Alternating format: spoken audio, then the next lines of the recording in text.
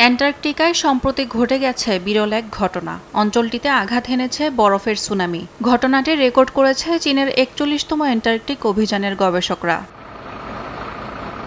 গবেষকরা জানান, সুনামিটি আঘাত হানার সময় ৩ থেকে ৬ ফুট উচ্চতার বিশাল ঢেউ সৃষ্টি হয়। চলতি বছর জানুয়ারির শেষ দিকে কয়েক দফা আর ফেব্রুয়ারির প্রায় প্রতিদিনই এমন ঢেউ শনাক্ত করা হয়েছে। চীনা গবেষকরা জানান, বৈশ্বিক উষ্ণতার কারণে আগের চেয়ে দ্রুত গলে যাচ্ছে বরফ।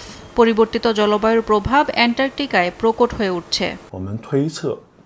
আইসবার্গ গলে ও ভারসাম্য হারিয়ে উল্টে গেলে বিশাল ঢেউ তৈরি হয়, যা স্টেশনের জন্য ঝুঁকিপূর্ণ।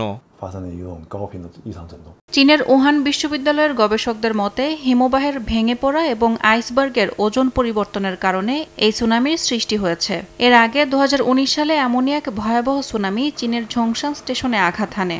এতে মারাত্মক ক্ষয়ক্ষতি হয়। এরপর থেকেই গবেষকরা অঞ্চলটিতে নজরদারি বাড়িয়েছেন, যেন সময়মতো সুনামির সতর্কতা জারি করা যায়। ইয়াসমিন অনন্যা, সময় সংবাদ।